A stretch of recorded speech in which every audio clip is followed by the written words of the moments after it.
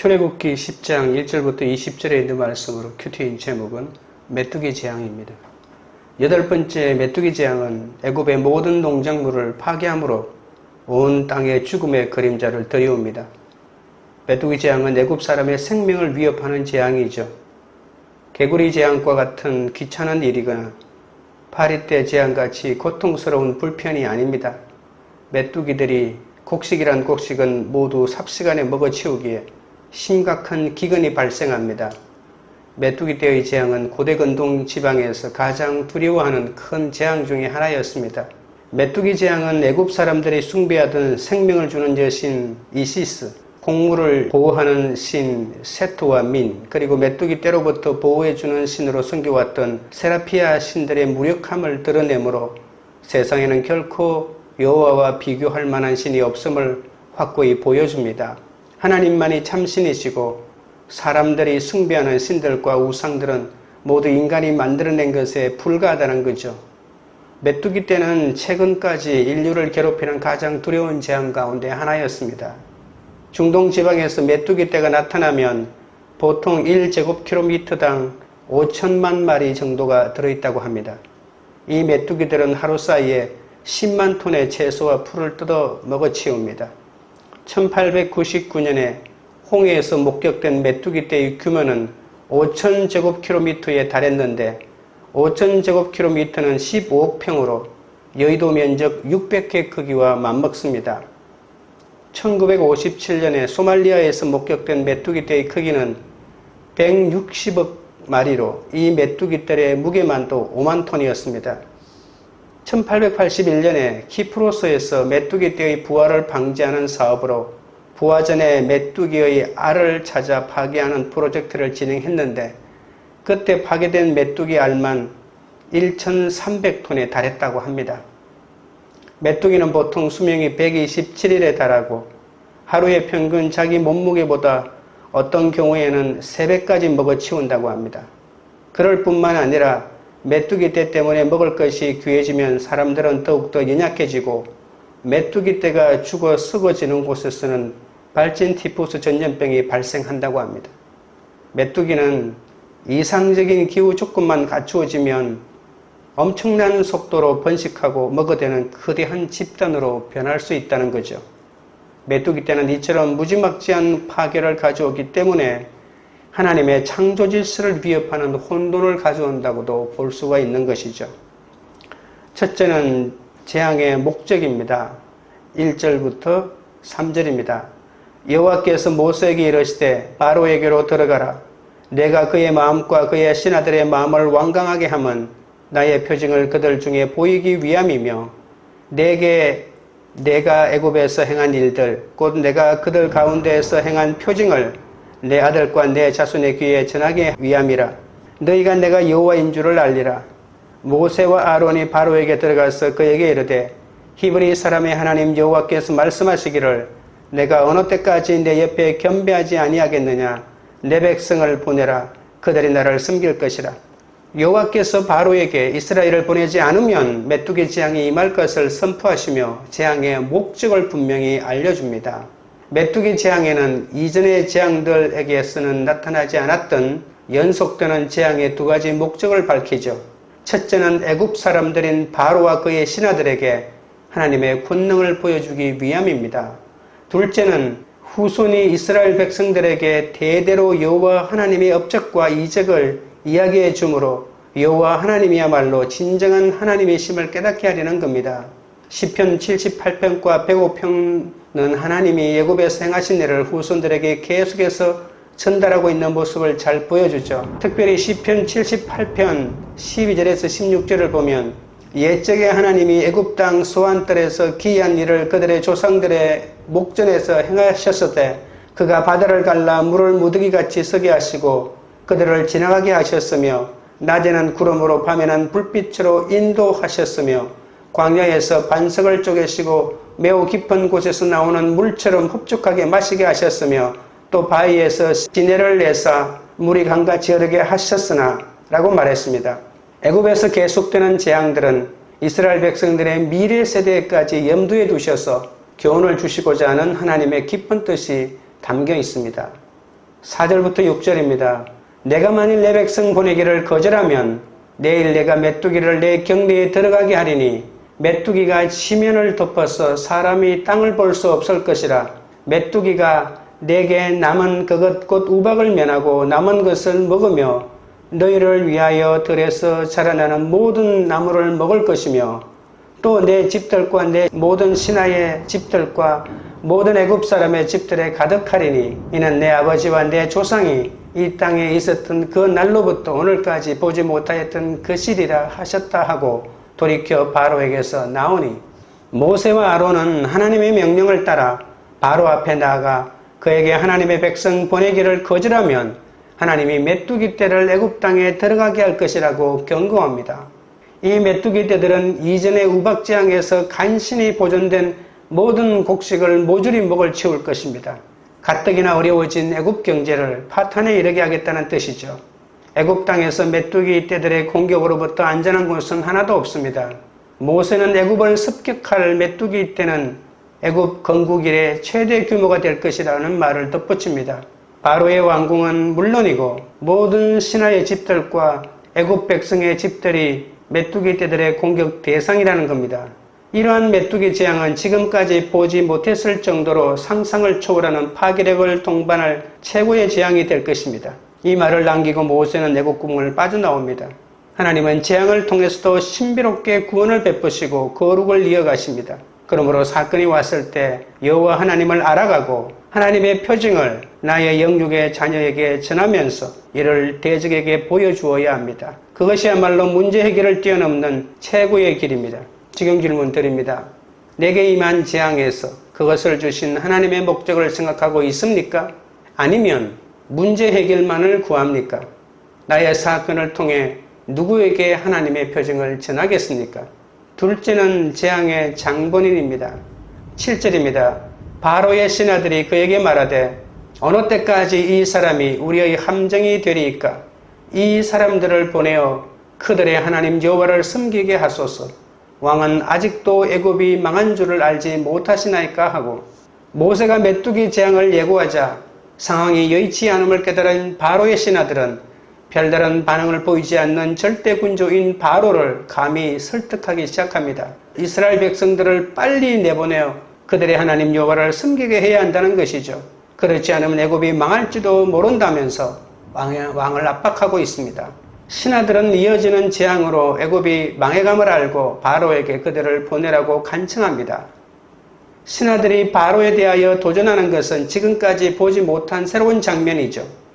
그동안 애굽은 이스라엘 백성을 노예로 부려 얼마나 많은 이득을 남겼습니까? 그런데 지금은 이스라엘 노예들이 애굽에 머무르는 것이 전혀 이익이 되지 않는다는 겁니다.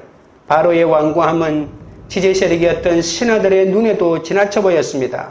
바로 주변에 있는 사람들은 점차로 동요되기 시작하였고 바로는 전혀 바뀔 기미를 보이지 않습니다.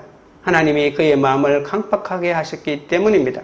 8절 9절입니다. 모세와 아론을 바로에게로 다시 데려오니 바로가 그들에게 이르되 가서 너희의 하나님 여호와를 섬기라. 갈 자는 누구냐? 모세가 이르되 우리가 여호와 앞에 절기를 지킬 것인즉 우리가 남녀노소와 양과 소를 데리고 가겠나이다.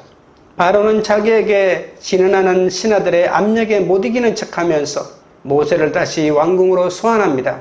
그리고 모세의 요구사항을 들어봅니다. 처음으로 바로는 여호와 하나님의 명령에 굴복하는 것이죠. 반면에 모세는 처음으로 기세가 등등합니다. 모세는 노예 신분으로 그의 주인에게 말하는 것이 아니라 애굽의 최고 권력자와 대등한 힘을 가진 자로 그와 협상을 하고 있습니다. 그러나 바로가 굴복했다고 해서 완전히 백기를 든 것은 아닙니다. 바로와 모세 사이에 협상이 계속 진행하지만 모세의 입장은 단호합니다. 모세는 하나님께 예배를 드리기 위해서는 어린아이까지 포함한 이스라엘 백성 모두와 그들의 짐승들까지 가야 한다고 합니다. 모든 사람이 그 예배에 다 참석해야 하며 그들은 자신의 재산들도 가지고 가야 한다는 것이죠. 이스라엘의 완전한 출애굽을 허락하는 것이 유일한 선택임을 바로에게 단호하게 그리고 부드럽게 말하고 있습니다. 10절부터 11절입니다. 바로가 그들에게 이르되 내가 너희와 너희의 어린 아이들을 보내면 여호와가 너희와 너 함께 함과 같으니라. 보라, 그것이 너희에게는 나쁜 것이니라. 그렇게 하지 말고 너희 장정만 가서 여호와를 섬기라. 이것이 너희가 구하는 바니라. 이에 그들이 바로 앞에서 쫓겨나니라. 바로는 이스라엘이 광야로 나가서 하나님께 절기를 지키는 것은 허락하지만 참석자의 수를 제한하려고 합니다.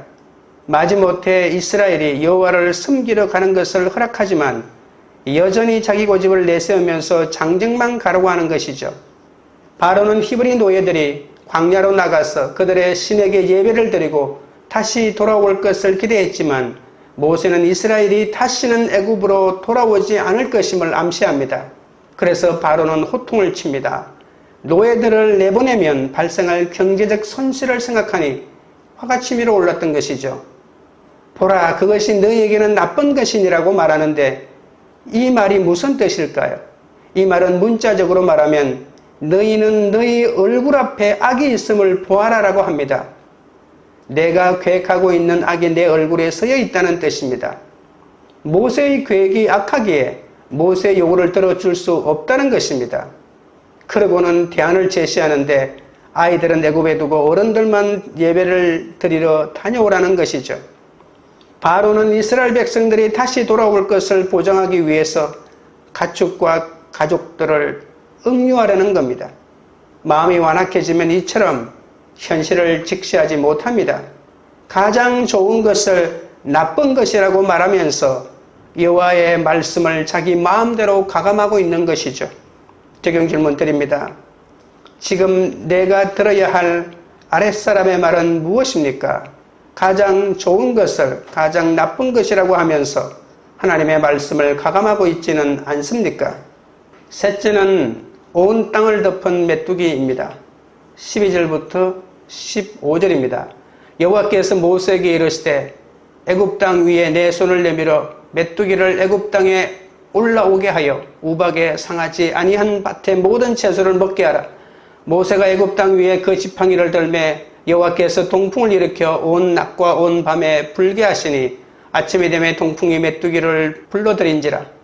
메뚜기가 애굽 온 땅에 이르러 그 사방에 내리매 그 피해가 심하니 이런 메뚜기는 전에도 없었고 후에도 없을 것이라.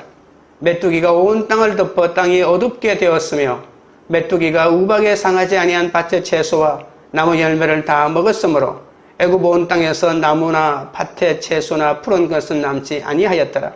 바로 앞에서 쫓겨나온 모세는 하나님의 말씀대로 팔을 내밀어 하루 종일 동풍을 타고 온 메뚜기 떼를 불러들입니다. 모세가 애굽 땅 위에 그 지팡이를 들자 메뚜기가 온 땅을 덮어 모든 밭의 채소와 나무 열매를 다 먹습니다. 하나님의 경고가 현실이 되었습니다. 이런 메뚜기 떼는 전에도 없었고 이후에도 없을 무시무시한 엄청난 재난을 안겨줍니다. 메뚜기 떼가 온 지면을 덮었고 땅이 어두워졌습니다. 그리고 우박이 남긴 땅의 풀과 나무의 열매를 모조리 먹어치웁니다. 애굽의 온 땅에는 풀이고 들의 나무고 할 것 없이 푸른 것이라고는 하나도 남지 않았습니다. 16절 17절입니다. 바로가 모세와 아론을 급히 불러 이르되 내가 너희 하나님 여호와와 너희에게 죄를 지었으니 바라건대 이번만 나의 죄를 용서하고 너희의 하나님 여호와께 구하여 이 죽음 많은 내게서 떠나게 하라.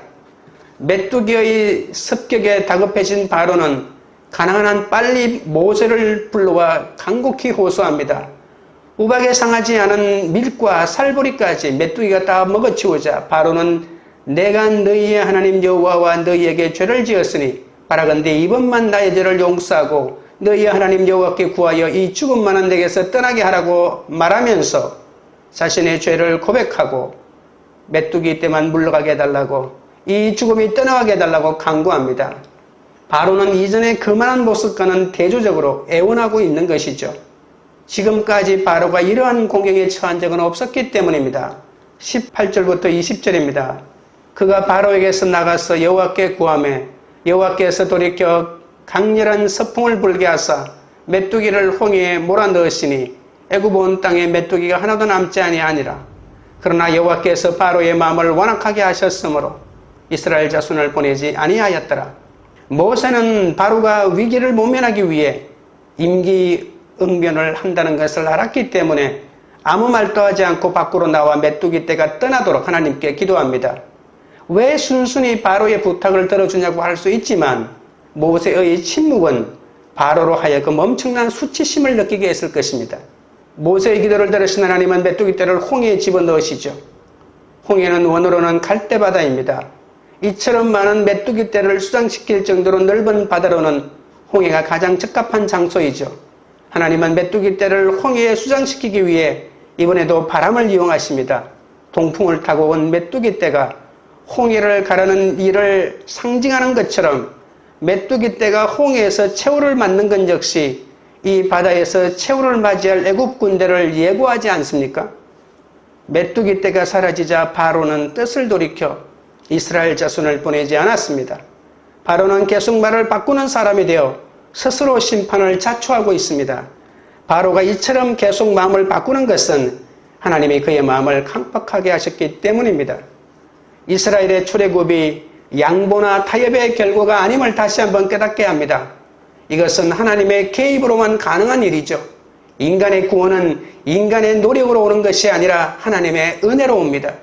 그렇다고 인간의 노력이 전혀 필요 없다는 말은 아닙니다. 하나님의 일이지만 그럼에도 불구하고 하나님은 인간을 통해서 인간과 더불어 일하시는 거죠. 메뚜기만 사라지면 살 수 있다는 교만이 여전히 바로의 마음에 남아 있습니다. 재앙이 문제가 아니라 내가 문제임을 깨닫지 못하면 절대로 재앙의 굴레에서 벗어나지 못하고 깨달으라고 회개하라고 주신 그 재앙 앞에서도 똑같은 재앙을 맞이할 수밖에 없는 그런 비참한 삶을 살 수밖에 없는 것이죠. 중요한 질문 드립니다. 이것만 해결하면 살 수 있다며 내가 자신하는 것은 무엇입니까? 기도드리겠습니다. 하나님 아버지, 하나님은 재앙을 통해서 신비롭게 구원을 베푸시고 거룩을 이루어 가신다고 하셨습니다. 세상 기준으로 기복만을 구하고 팔복의 의미를 외면하고 살아온 저를 용서하여 주옵소서. 재앙 같은 사건 속에서도 하나님을 알아가고 하나님의 표징을 자녀들에게 전해주지 못하고 더 좋은 것, 더 많은 물질만 남겨주려고 한 어리석음을 불쌍히 여겨 주옵소서. 남은 것과 상하지 않은 것을 쓸어버리는 메뚜기 재앙을 겪기 전에 하나님 앞에 겸비하게 나아가게 하여 주시옵소서. 바로는 마음이 완악해지면 현실을 직시하지 못하고 가장 좋은 것을 가장 나쁜 것이라고 하면서 하나님의 말씀을 자기 마음대로 해석하였습니다. 나의 어리석음과 교만으로 고통당하는 가족과 지체를 불쌍히 여겨주시고 말씀을 통한 하나님의 처방을 겸허히 받게 하시고 죄에서 돌이키는 은혜를 허락하여 주시옵소서. 아직도 사건을 통하여 깨닫고 참된 회개로 나아가지 못하고 메뚜기만 사라지면 잘 살 수 있다는 교만한 마음이 우리 마음에 여전히 남아 있습니다. 재앙이 문제가 아니라 우리가 문제임을 깨닫게 하여 주시옵소서. 참된 회개로 죽음의 재앙이 떠나가고 하나님을 온전히 알아감으로 그 표징을 후손들에게 전할 수 있는 은혜를 허락하여 주옵소서. 광교리을 교회가 우리에게 임한 재앙에서 문제 해결만을 구하지 않고 그것을 주신 하나님의 목적을 생각하는 공동체가 되게 하옵소서. 각자의 사건을 통해 오히려 하나님의 표징을 전하고 아랫사람이라도 내가 들어야 할 말을 듣는 지체들이 되게 하여 주시옵소서. 가장 좋은 것을 가장 나쁜 것이라고 하면서 하나님의 말씀을 가감하지 않게 하시고 이것만 해결되면 살 수 있다는, 그러면서 참된 회개로 나아가지 못하고 회개의 흉내만 내는 어리석음에서 돌아서는 공동체가 되도록 역사하여 주시옵소서. 예수 그리스도 이름으로 기도드리옵나이다. 아멘.